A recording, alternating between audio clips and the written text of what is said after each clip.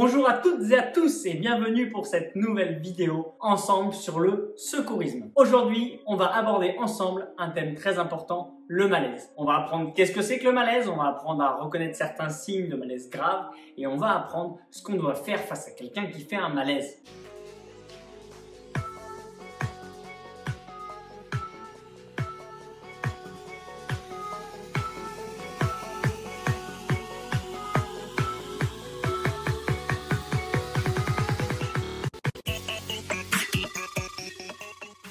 Avant toute chose, vous le savez, je le répète à chaque fois, cette vidéo est faite à un titre informatif pour vous enseigner, certes, les gestes de premier secours, mais sachez qu'il faut aller se former lorsque le confinement sera terminé. N'hésitez pas à vous inscrire pour passer les formations de premier secours auprès des centres agréés. Voilà, ça c'est dit. Maintenant, revenons-en au sujet du jour. Qu'est-ce que c'est que le malaise ? Donc le malaise, c'est une sensation pénible traduisant un problème de fonctionnement de l'organisme sans forcément savoir quelle en est l'origine. C'est une sensation qui peut être fugace, qui peut durer dans le temps, qui peut s'étaler. Voilà, toujours est-il qu'elle peut être d'origine, par exemple une maladie, une origine allergique, un traumatisme reçu. Voilà, toujours est-il que c'est le signe que quelque chose ne va pas dans l'organisme. Et ça peut être très pénible. Le principe d'action, il va être très simple, c'est de reconnaître les signes, car pour certains signes, on peut être sur des malaises très graves, et ensuite, il faudra mettre au repos et alerter les secours. Le principe va être tout simple. Donc, comme je vous l'ai dit, la première chose, ça va être de repérer les signes du malaise. Attention, on a des signes qui sont très importants et qui peuvent nous emmener vers des conséquences qui peuvent être très graves. Le premier, c'est si la personne se plaint d'une douleur dans la poitrine, d'accord, surtout du côté du cœur, mais surtout une douleur où elle a l'impression qu'on lui serre la poitrine dans un étau, vous voyez, vraiment qu'on lui serre. Et qu'elle se plaint également de fourmillement ou de douleur dans le bras gauche. Là, attention, pensez bien à relever ces signes, ce sont des signes de malaise cardiaque.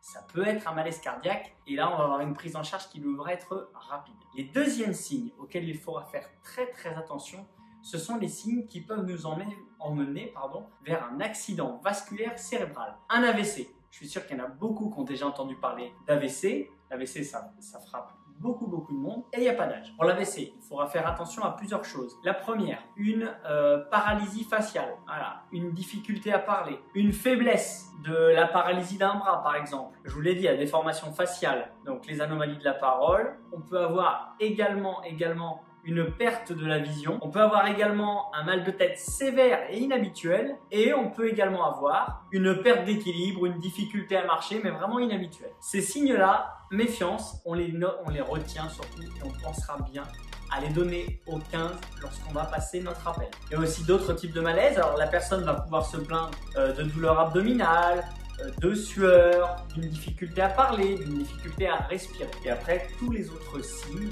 tout ce que la victime vous donnera comme sensation, pensez bien à le retenir pour passer votre appel. Lorsque vous avez identifié tout ça, ou si vous voyez que ça va prendre un peu plus de temps, pensez tout de suite à mettre la victime au repos. C'est le plus important. Pourquoi ? Parce que pour éviter, si elle est debout, qu'elle est assise sur une chaise, tout simplement qu'elle tombe. Et oui, si elle perd connaissance, elle va tomber de haut et pourrait se faire mal. Donc le mieux, c'est d'allonger la personne au sol ou de la mettre dans la position où elle se sent le plus confortable. Voilà, ce qui est important, c'est son ressenti à elle. Également, vous pourrez mettre en position demi-assise pour quelqu'un qui a du mal à respirer. Une fois que vous l'avez mis en position de repos, il va falloir desserrer les vêtements pour pas que ça la gêne, la préserver des intempéries, alors s'il fait chaud, s'il fait froid, s'il pleut, voilà, et surtout lui parler, la rassurer. Et là, alors que ce soit à elle ou à son entourage, il va falloir poser quand même quelques petites questions et celles-là sont importantes, il faudra les donner au médecin. Première chose, on va lui demander si c'est la première fois qu'elle fait ce genre de malaise. On va lui demander son état de santé.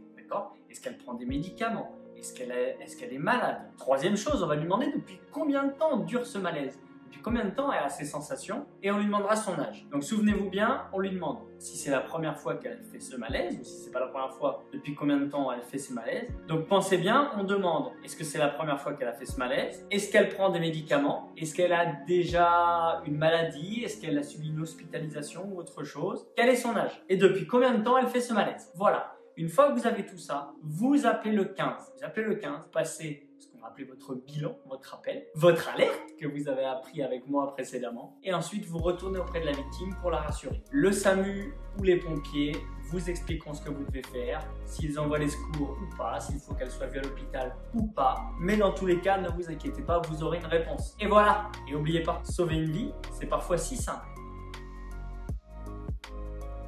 Il y a deux petites choses que vous avez le droit de faire et qui n'engagent absolument pas votre responsabilité. Si la personne vous dit qu'elle a un traitement habituel et qu'elle a une ordonnance pour le prendre, vous pouvez lui donner le médicament, d'accord, dans la main et elle le prend. Elle a le droit de prendre son traitement médical. Elle se connaît. Également, si c'est quelqu'un qui se connaît, qu'il sait qu'elle fait une crise d'hypoglycémie, donc par exemple qu'elle est en manque de sucre, vous pouvez, pareil, lui donner un sucre en morceaux et c'est elle qui le mange toute seule. Voilà, ça craint rien, vous avez le droit de le faire. Et dernière chose, le temps que les secours arrivent, l'état de la victime s'aggrave, il faut rappeler les secours pour expliquer que la situation a évolué et puis adapter les gestes de secours. Mais ça, vous l'apprendrez bientôt. Écoutez, je vous remercie, c'est encore un plaisir de faire cette vidéo pour vous. J'espère qu'elle vous servira pas, mais à la fois j'espère que si un jour vous en avez besoin, vous vous souviendrez de mes conseils. En attendant, je vous remercie beaucoup. Je vous laisse soit vous abonner à mon compte si ça vous intéresse. Et puis sinon, allez voir la vidéo précédente. Allez, je vous dis à très bientôt, j'ai hâte.